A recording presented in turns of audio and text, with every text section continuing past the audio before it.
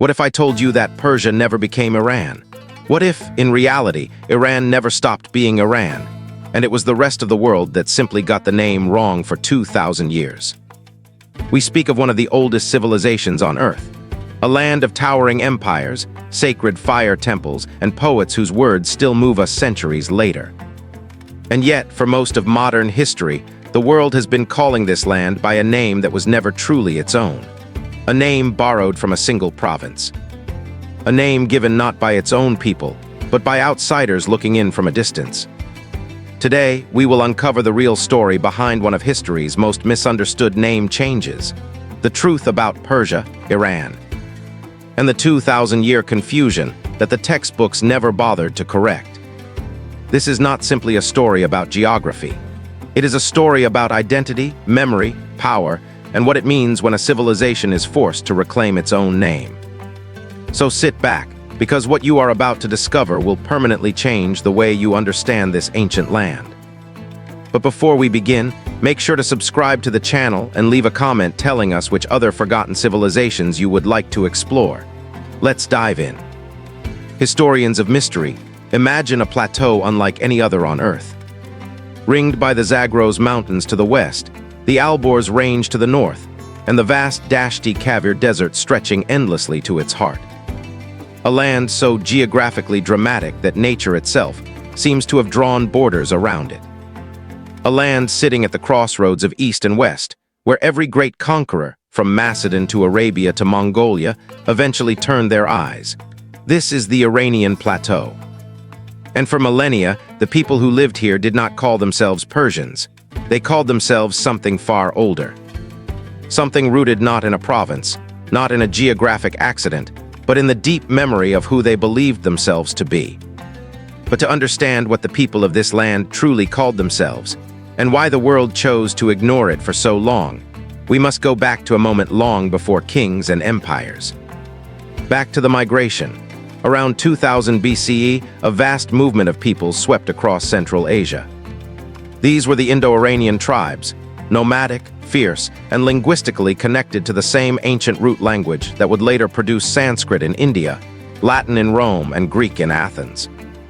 They spoke a language in which the word for mother was Madar, the word for father was Pedar, the word for brother was Bradar. Words so close to Latin and Sanskrit that linguists still point to them as proof of a shared ancient origin. These peoples carried with them a name for themselves, not a tribal label. Not a king's title, a collective identity. They called themselves the area, the noble ones, the free ones. From that ancient root area, over centuries, through the slow grinding of time and language, came Ariana, then Iran. Then finally, the name that would endure across every dynasty, every invasion, every revolution. Iran. The name was not invented by a politician in 1935. It was not manufactured for diplomatic convenience. It was already thousands of years old before a single Western diplomat ever wrote it in a letter. Then why did the world call it Persia? This is where the story becomes not just interesting, but quietly astonishing. When the ancient Greeks first made contact with this civilization, through trade, through conflict, through the legendary wars that Herodotus would later immortalize, they did not encounter the entire plateau. They encountered a specific southwestern region, a fertile province strategically positioned whose people had risen to power under a remarkable dynasty. That province was called Pars. In Greek, it became Persis. And here is the critical detail that history has quietly buried.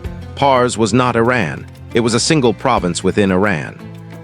One territory among many in a civilization that stretched from the banks of the Indus River to the shores of the Aegean Sea.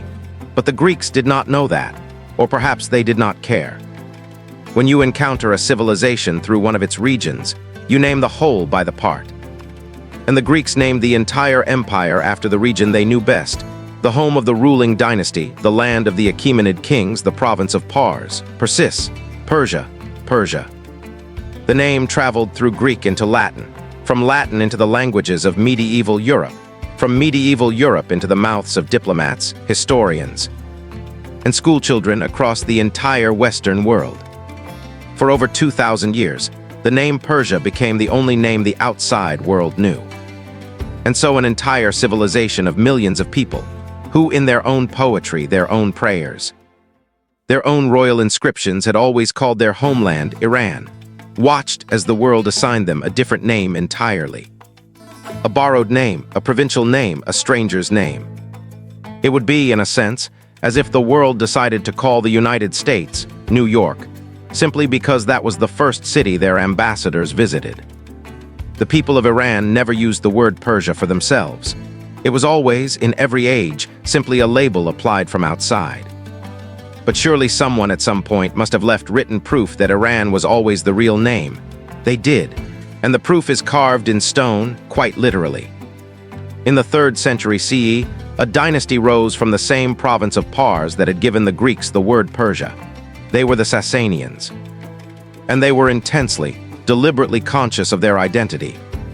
The Sassanian kings built massive rock reliefs across Iran, enormous carved images of themselves in battle and in triumph, inscribed with royal proclamations for anyone who could read them.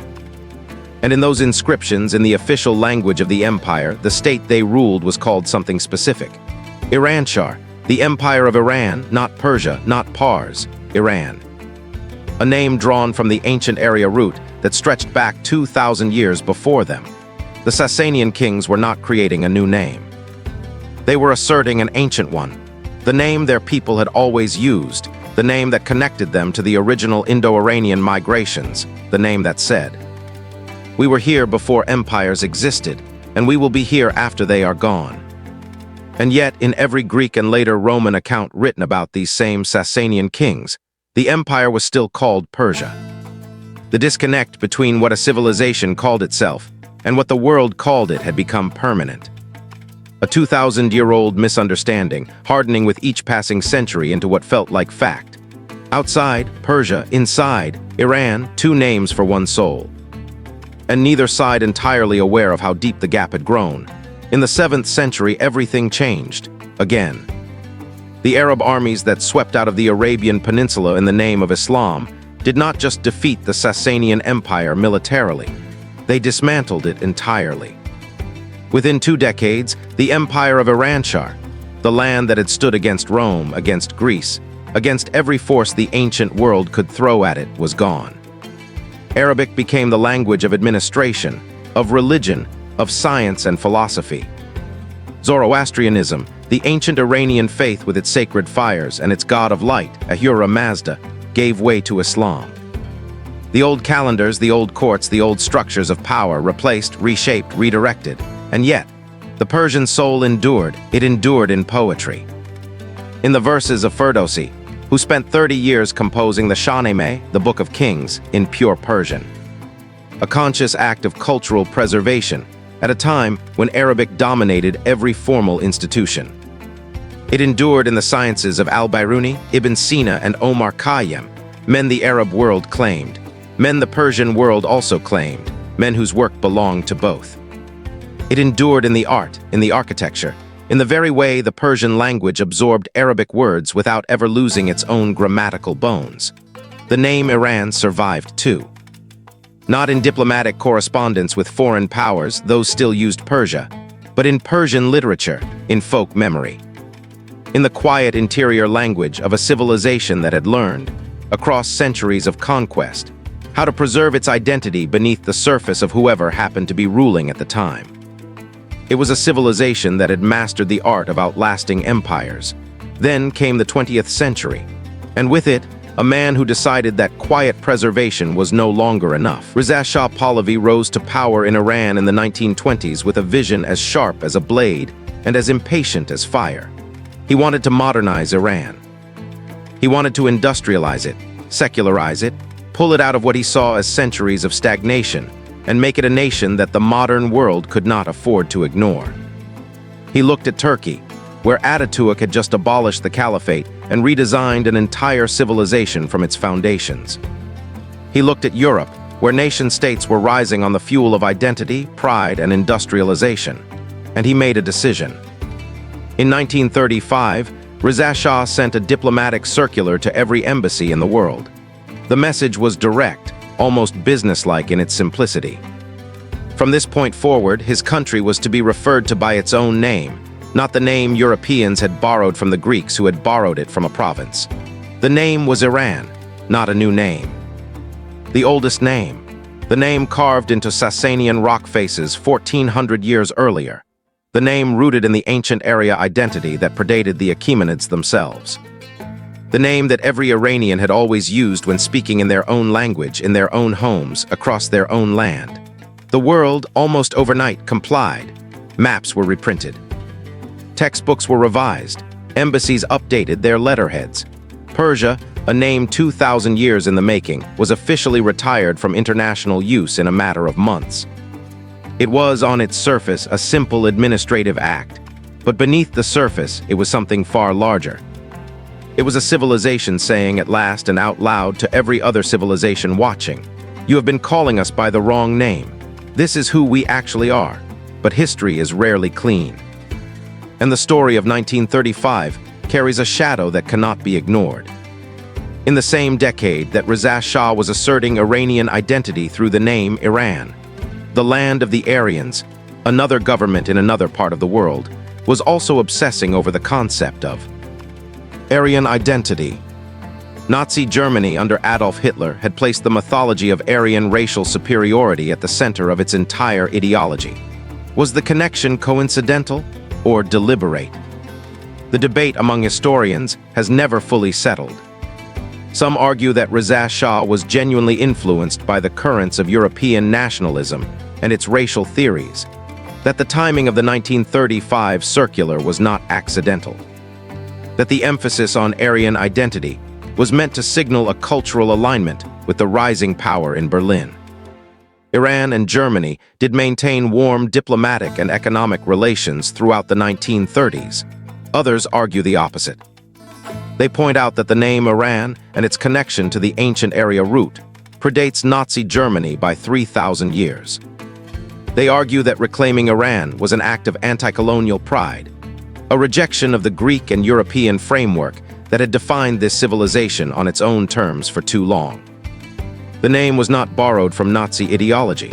The Nazis had, in a grotesque irony, borrowed the concept from the ancient East. The truth, as it usually does in history, likely sits uncomfortably between both arguments. What is certain is this: the timing left a stain that Reza Shah did not anticipate.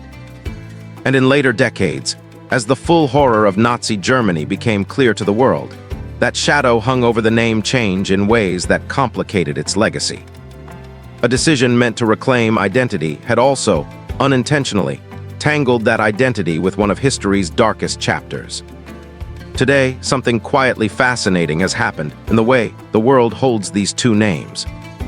Iran, the official name, the endonym, the ancient name, now carries, for many in the Western world, the weight of revolution, theocracy, sanctions, and geopolitical tension. It evokes the Islamic Republic, the 1979 revolution, the decades of confrontation with the West. Persia, the external name, the Greek borrowing, the provincial label, has somehow, ironically, accumulated a kind of romance. It evokes rugs and poetry, Cyrus and Darius, the golden age of an empire that challenged the world and administered it with a sophistication that still astonishes historians. Persia sounds like antiquity. It sounds like grandeur, two names, one land, and a permanent, unresolved tension in the way memory and politics have divided them. The people of Iran never separated them. For an Iranian, there is no contradiction between the glory of Cyrus and the reality of Tehran, between the verses of Hafez and the streets of Isfahan today. It is all one continuous story, unbroken, complicated, and ancient beyond the comprehension of most of the world that watches from outside. What the rest of the world split into two names, the Iranian people carry as one identity. And perhaps that is the truest thing we can say about this entire story. The name was never the point. The civilization beneath the name is what endured. Through Achaemenids and Macedonians, through Sassanians and Arab caliphs, through Mongol invasions and colonial pressures, through revolution and sanction and isolation, the identity survived. Because some things are older than the names the world assigns to them. And some peoples know deep in their memory that no outsider's label, however ancient, however persistent, can replace what you have always called yourself. Persia was never the name. It was only ever a mirror, reflecting how the world saw this land, not how this land saw itself. Iran always knew who it was. Thank you for watching all the way to the end. If you enjoyed this video and are passionate about this kind of content, subscribe to the channel so you don't miss upcoming videos and can discover more fascinating stories from the civilizations that shaped our world. See you in the next video.